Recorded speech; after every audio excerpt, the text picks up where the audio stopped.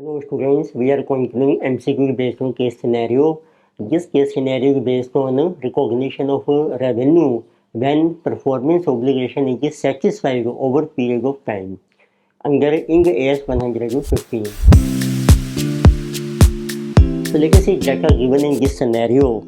So we are given that an entity has a fixed fee contract for rupees 22 lakhs to develop a product that meets specific performance criteria.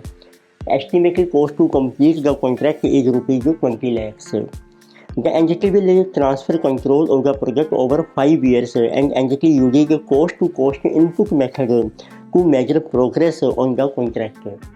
तो आपका 5 साल का contract है, price है आपका 22 lakhs, estimated cost है आपकी 20 lakhs and incentive award is available if the project meets the following weight criteria. तो वेट है आपका 950 वन ग्रेटर केजी में दिया है 701 to 950 kg 700 और less. Then you will get award as percentage of fixed fee 0%, 10% और 25%। इट मीन्स इसका amount बन जाएगा ऑफ 22 lakhs 10% जिसे 2,20,000 एंड 25% आपका बन जाएगा 5,50,000। But it is given that entity has extensive experience creating product that meet specific performance criteria. Based on its experience, entity has identified 5 engineering alternatives that will achieve the 10% incentive and 2 that will achieve 25% incentive. तो 5 जो criteria हैं उनके base पर आपको 10% incentive मिलेगा and on the basis 2 criteria we can get to 25% incentive. So in this case entity determined that it has 90% confidence it will achieve 10% incentive and 10% confidence that it will achieve 25% incentive. It means on the basis of this analysis entity believes 10% will be the most likely amount when estimating the transaction price. को कौन सा incentive आप consider कर सकते हैं जिसका सबसे ज़्यादा चांस है 90%। इट मीन 10% इंसेंटिव हमें डेफिनेटली मिल सकता है। The entity reassessing its production status yearly to determine whether it is on track to meet the criteria for the incentive award. तो हर साल हम इवेल्युएशन करते हैं प्रोजेक्ट में कि आपको इंसेंटिव मिल रहा है या नहीं। At the end of the year 4, it becomes apparent that this contract will fully achieve the weight-based criteria. 4th year में आपको लगता है कि आपका फुली जो वेट क्राइटेरिया वो अचीव हो जाएगा and therefore entity revise its estimate को variable consideration to include entire 25% incentive fee in the 4th year. तो 4th ईयर में अब आपकी पॉसिबिलिटी है कि 25% इंसेंटिव आपको मिल जाएगा।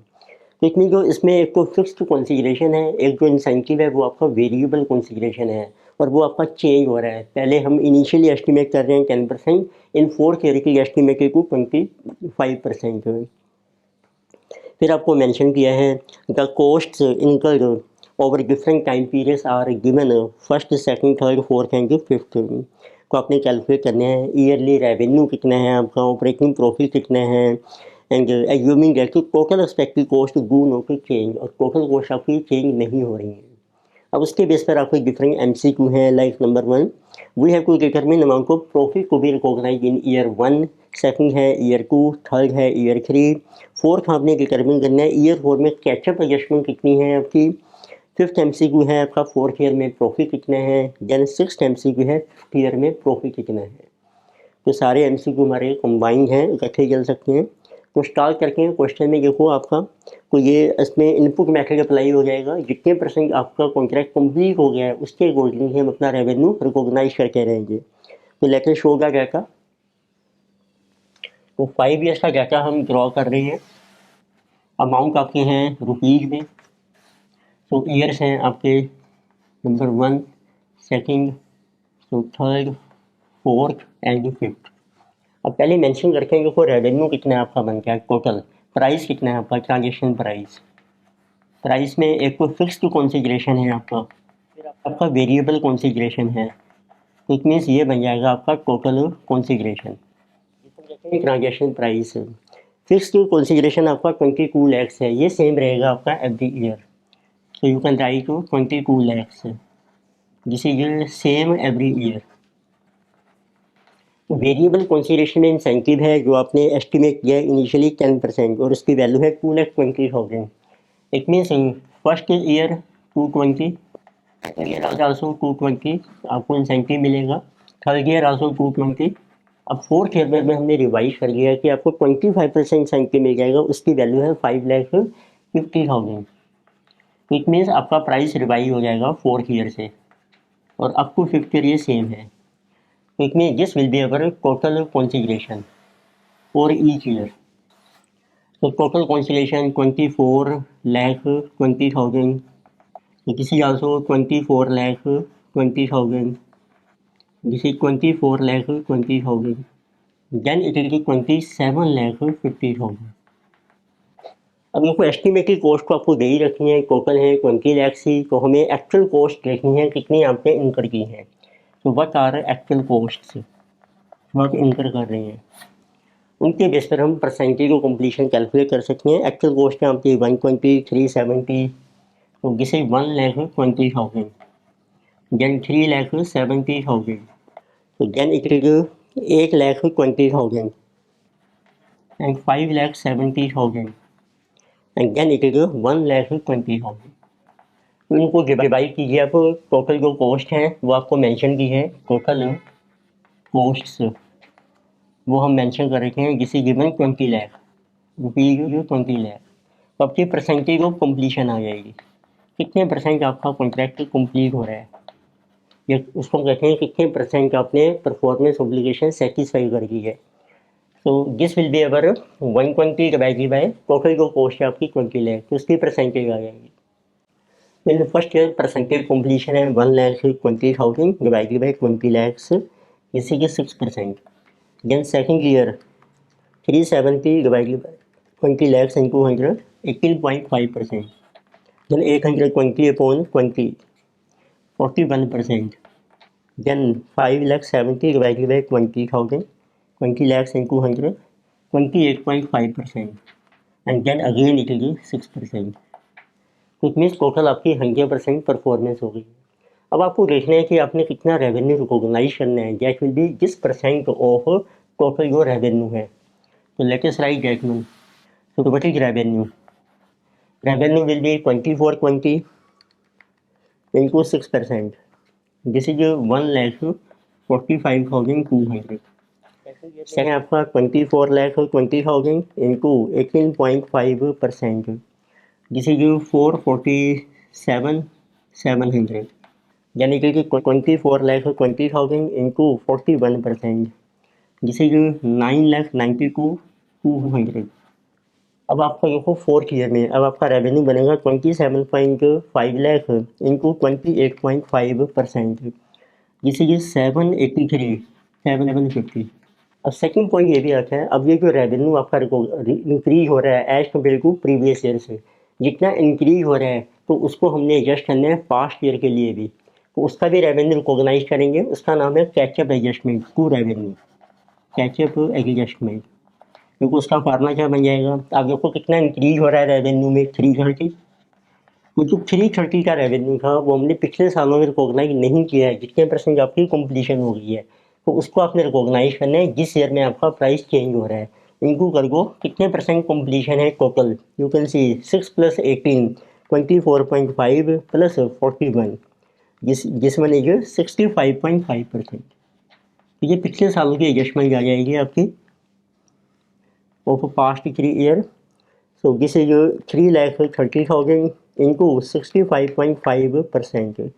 So this is catch-up adjustment in fourth year 216,150। तो ये आपका टोटल रेवेन्यू बन जाएगा। रिमेनिंग क्वेश्चन नॉर्मल चल रहा है। अब लास्ट ईयर में 27,50,000 है आपका इंटू 6%, तो दिस रेवेन्यू इज 165,000। अब आप प्रॉफिट कैलकुलेट कर सकते हैं, इसमें से माइनस कीजिए जो रेवेन्यू आपने रिकॉग्नाइज किया है total, less what is our actual cost. Actual cost और जो एस्टिमेटेड कॉस्ट है उसमें जो कोई चेंज नहीं है, तो इतनी सेम रहेंगी। एक्चुअल कॉस्ट है आपकी 120 in first year, then 3,70,000, 8,20,000, then 5,70,000 and 1,20,000। तो अब ये जो डिफरेंसेज आएंगे आपके, ये आ जाएंगे ऑपरेटिंग प्रॉफिट।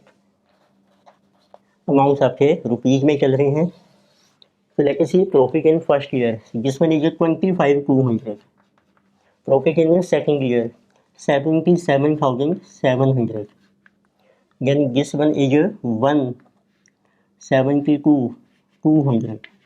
टोटल रेवेन्यू जो है अब आपका 4K में 783 750 प्लस 216 150, so 999 900 minus 5,70,000.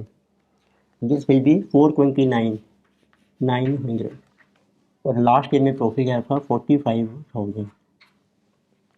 अब देखते हैं को आपके MCQ वो आपको मेंशन किए हैं. Number 1 MCQ they are asking what is the profit in first year.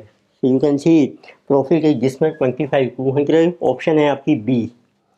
तो first MCQ is this one, option B is correct. Second MCQ they are asking what is your operating profit in second year. So in this is second year. Profit is 77,700. You can see which option is correct. Option number C is correct. So third MCQ they are asking profit in third year. This is third year. So MCQ number 3. Profit is 172 200. You can see which option is correct. Answer is option number A. यानी कि जो fourth MCQ determine the amount of catch up adjustment to revenue in year 4. Catch up adjustment आपकी जिसमन 216150 जो आपने पिछले सालों का रेवेन्यू एडजस्ट किया है जब प्राइस चेंज हो गया है. तो you can see which option is correct. Answer is option number D. तो फोर्थ MCQ है आपका catch up adjustment, option number D. Then fifth MCQ what is profit recognise in year 4. तो ईयर 4 में देखो प्रॉफिट है आपका 570. This is fifth MCQ. तो 570 you can see option is B. Answer is option number B. तो इस level में सभी आंसर आपके कैलकुलेट हो गए हैं डिफरेंट MCQ के. देन निकलिए sixth MCQ but is operating profit in year 5. Year 5 में प्रॉफिट आपका 45,000. So what is our option. Option number is C. तो this is sixth MCQ. Option C is correct. So in this lecture we have discussed a scenario based on satisfaction of performance obligation over different periods of time as per input method under Ind AS 115. Further copy we will continue next lectures. Video आपको अच्छी लगे subscribe कीजिए, recommend कीजिए, share कीजिए. Thank you.